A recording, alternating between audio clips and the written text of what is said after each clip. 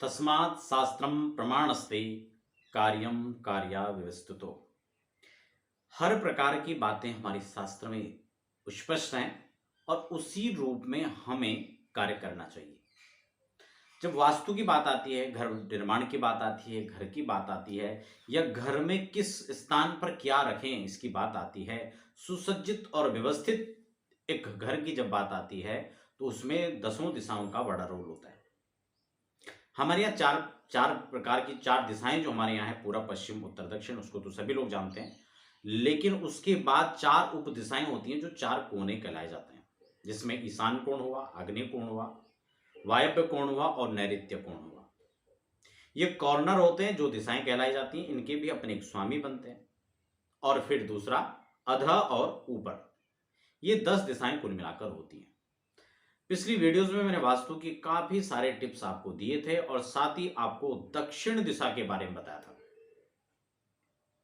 अगर आपने वो वीडियो नहीं देखी है तो आप हमारे प्लेलिस्ट में चेक कर सकते हैं और वहां पर वास्तु वाले फोल्डर में आप उस वीडियो को चेक कर सकते हैं।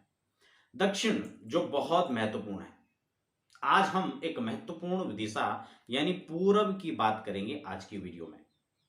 अगर पूर्व दिशा आपकी दूषित है, पूर्व दिशा में आपकी वो चीजें बनी हुई हैं जो नहीं बनने चाहिए, तो यकीन मानिए कि मैं आपको कुछ सेंटेंस यहां पर बताऊंगा कि आपके जीवन में किस प्रभाव के नकारात्मक परिणाम देखने को मिलेंगे।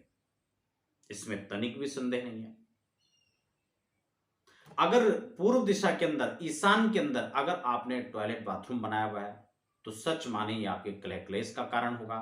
पूरे घर को समुचित रूप से परेशानी में, झंझट में डालने वाला हो सकता है और पितृ दोष का महाभयानक कारण वह बनेगा, क्योंकि पूरब दिशा उसके लिए है ही नहीं। खैर, वह कहां बने, कैसे बने, उसको लेकर हम अलग से चर्चा कर रहे हैं। लेकिन फिलहाल हम पूरब दिशा की जब बात कर रहे हैं तो पूरब दिशा का आधिपत्य सूर्य देव को है। नवग्रहों के अंदर सूर्य एक प्रधान ग्रह कहलाया जाता है और जगत साक्षी भगवान सूर्य के आगे नारायण लगा हुआ है, क्योंकि सूर्य कोई सामान्य देव नहीं है, सामान्य ग्रह नहीं है, अपितु साक्षात नारायण हैं। सबसे पहले हमें इस बात को समझ लेना चाहिए। और पूर्व दिशा का आधिपत्य ही उनको प्राप्त है, वास्तुशास्त्र के अनुसार हो या ज्योतिष शास्त्र के अनुसार हो। ज्योतिष को एक अहम पदवी और राजा का पद नैसर्गिक रूप से प्राप्त है, जिनके हाथ में सारी सत्ता है और सारी भगवत्ता है, और इसके साथ ही एक नवीनतम ओज, तेज, एक व्यवस्था आपके लिए प्रतिदिन लेकर आते हैं। एक नया सवेरा आपके लिए लेकर के आते हैं। इससे बड़ा और क्या प्रमाण और साक्षी हो सकते हैं। इसलिए आपके जीवन में किसी प्रकार की ऊर्जा का संचार हो, मान प्रतिष्ठा की बात हो, नौकरी की बात हो, नौकरी में सफलता की बात हो, राजनीति में अपना कैरियर बनाने की बात हो, इन सब में तो प्रमुख रूप से सूर्य ही अपना आधिपत्य और प्रभाव रखते हैं। जीवन को एक नई ऊंचाइयों तक, नई बुलंदियों तक पहुंचाना हो, उसमें सूर्य अहम भूमिका निभाते हैं। आपके नेत्र ज्योति की बात हो, हार्ट की बात हो, या फिर अस्थि जनित समस्याओं के रूप में भी देखा जाए तो सूर्य का यहां अहम रोल होता है। जिन लोगों का पूर्व दूषित होता है उनको हार्ट की प्रॉब्लम होना बहुत स्वाभाविक हो जाता है। हड्डियों में रोग, हड्डियों से वो लोग परेशान होते हैं, जोड़ में पेन, जोड़ की समस्या, हड्डी की समस्या, ये उन लोगों को रहती है। साथ ही सरदर्द की समस्या बनी रहती है। इसलिए पूर्व दिशा यदि दूषित है तो ये लक्षण, ये समस्याएं उनमें होना बहुत स्वाभाविक है। इसीलिए साथ ही साथ मैं आपको जहां लक्षण भी बताऊंगा वहां समाधान की भी बात करूंगा, और पूर्व दिशा को कैसे आप बैलेंस करें इसको भी लेकर मैं आपके साथ चर्चा करने वाला हूं। जहां मैंने कहा कि पूर्व दिशा यदि दूषित होगी, अनुकूल नहीं होगी, महाभयानक पितृदोष बनेगा और उसका कारण होगा कि आपके वंश में दिक्कत आएगी, वंश वृद्धि में दिक्कत आएगी, संतति में प्रॉब्लम खड़ी हो जाएंगी, और होगा भी तो उसमें भी पुत्रों का योग कम बनेगा, और पुत्रों का योग बनेगा भी तो वह पुत्र बहुत योग्य बने, कामयाब बने, अनुकूल बने आपका, यह भी एक बहुत बड़ा प्रश्न चिन्ह और चुनौती के रूप में देखा जा सकता है। ये बातें कहने में थोड़ा सहज लगती हैं, कभी कभी हम पर गौर नहीं फरमाते हैं, लेकिन जब ये घटित होती हैं, जिनके साथ में ये स्थितियां बनती हैं, तब हम उनका एनालिसिस करते हैं और कहीं ना कहीं पाते हैं कि वास्तव में यह समस्या हमारी बहुत पुरानी है, लेकिन हमने इस पर कभी गंभीरता से विचार ही नहीं किया था। इसलिए आज मैं आपको यही बताने जा रहा हूं, अपनी पूरब दिशा को कैसे आप बैलेंस करें। आपके साथ ये समस्या कोई बात नहीं, घबराने की बात नहीं है। जो हो चुका है, जिसकी जानकारी नहीं थी, उसको वहीं छोड़ दीजिए। अब इसका समाधान क्या होगा, इस ओर हमें बढ़ना चाहिए। अगर हमारे पास बड़ा लैंड है, कोई बड़ी भूखंड है, बड़ा जमीन का टुकड़ा है, उसमें हम मकान बना रहे हैं, तो हम बहुत सोच समझ करके उसको यूज करें। एक फ्लैट भी हम ले रहे हैं तो हम उसका भी आकलन पहले देखें, उसको भी हम अनुमान लगाएं कि हमारी कौन सी दिशा में क्या क्या चीजें व्यवस्थित होनी चाहिए। इसलिए यह तब भी सोचने का विचार है, अगर हमने ले लिया है उसके बाद भी कैसे इसको बैलेंस किया जाए, कैसे व्यवस्थित किया जाए, वो अभी इसमें देखने का, कहीं ना कहीं विचार करने का स्थान है। आयु आरोग्यता की हम बात करें, राज प्रतिष्ठा, मान सम्मान, पिता, इन सब में सूर्य का स्थान है। इसलिए ज्योतिष शास्त्र की दृष्टिकोण से पूर्व दिशा को हमें स्वास्थ्य, धन वृद्धि, आयु वृद्धि, समृद्धि, यश और प्रतिष्ठा को लेकर यहां पर इंगित किया जाता है, इस रूप में उसको देखा जाता है। अगर हम बात करें, इसलिए हम पूर्व दिशा को हमेशा से वास्तुशास्त्र के अनुसार, वास्तुशास्त्रियों के अनुसार पूर्व दिशा को हमेशा से खुला छोड़ने का निर्देश दिया जाता है, क्योंकि पॉजिटिव एनर्जी का स्रोत वहां से रहेगा, सकारात्मक ऊर्जाओं का प्रभाव वहां पर रहेगा। घर की पूर्व दिशा में खिड़की या बड़ा दरवाजा लगाना यह अनुकूल माना जाता है। इसीलिए पूर्व दिशा से हमेशा हवा, स्वच्छ खुली हवा, खुला, यहां से जो है जो वायु है प्राकृतिक रूप में, उसका प्रवेश यहां से शुभ माना जाता है। वह सुख और समृद्धि लेकर भी वहां से पॉजिटिव एनर्जियों के साथ में उसको भी लेकर यहां पर प्रवेश करता है। पूर्व दिशा में यदि दोष अगर हम देखें, तो पूर्व दिशा में अगर स्थान समस्या है, वहां पर आपको लगता है कि पूर्व के अंदर कोई भी ऐसी गतिविधि है, ऐसा हमारा परिवेश बना हुआ है, ऐसी कोई व्यवस्थाएं वहां पर हैं कि जो नहीं होनी चाहिए थी, जैसे कि मैंने आपको उदाहरण शुरुआत में दिया कि वहां पर लैट्रिन बाथरूम बना हुआ है जो बिल्कुल प्रतिकूल है, तो यह निश्चित रूप से समस्याओं को यहां पर उत्पन्न करेगा।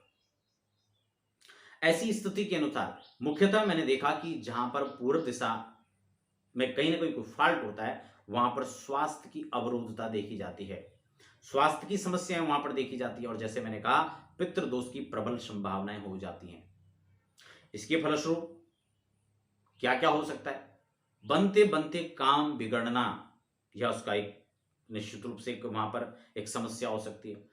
पिता और पुत्र के बीच में वहां पर सामंजस्य बहुत कम देखने को मिलता है, जिनका पूरा बैलेंस नहीं है। पिता पुत्र के बीच में वहां पर विवाद रहना, पिता का स्वास्थ्य खराब रहना, नौकरी, किसी भी प्रकार से नौकरी करते हैं, कहीं पर भी जॉब करते हैं, वहां पर अपने बॉस से न बनना। और ये केवल घर में ही लागू नहीं होता है, ये फैक्ट्रियों के अंदर, ऑफिस के अंदर, वहां पर भी लागू होता है। वहां पर भी कई प्रकार से अगर इस प्रकार की समस्याएं, तो ये समस्याएं वहां पर भी बनती हैं। सरकारी कार्यों में बाधा, आपके अनुकूल फेवर में न जाना, वहां पर भी समस्याएं होती हैं। नौकरी की समस्याएं हमेशा बनी रहती है, सिर में दर्द हमेशा बना रहता है, नेत्र पीड़ा बनी रहती है, क्षय रोग की स्थिति बनी रहती है, हृदय की, जैसे मैंने बात की, हार्ट की, दांत की समस्याएं, जीव मस्तिष्क की, और बुद्धि का दौर्बल्य भी उन लोगों के अंदर देखा जाता है। बुद्धि उतनी स्पष्टता से कार्य नहीं करती है, क्योंकि उसके कारक यहां पर स्पष्ट रूप से स्वतंत्र नहीं है, उनको कहीं ना कहीं बल नहीं मिल रहा है, वह कहीं ना कहीं समस्याएं उत्पन्न हो रही है। तो ये समस्याएं वहां पर देखने को मिल सकती हैं। इसलिए पूरब दिशा को बैलेंस करना हो तो क्या वहां पर करना चाहिए, उस उपाय को आप सुन लें। वैसे तो ये वास्तु का एक स्वतंत्र विषय हो सकता है, लेकिन आप खुद उसको देखें, वहां पर समझें।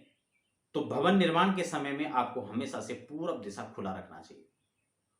पूरब में खिड़की, अगर पूरब आपका बंद है, दक्षिण में खिड़की निकली हुई है, तो उसको बंद करवाइए, पूरब के अंदर खिड़की का प्रबंध करें, वहां से आपको पॉजिटिव एनर्जी मिलेगी।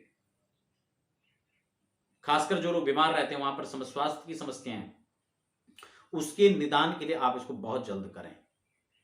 पूरब का जो कुछ हिस्सा है वहां पर खुला छोड़ना चाहिए।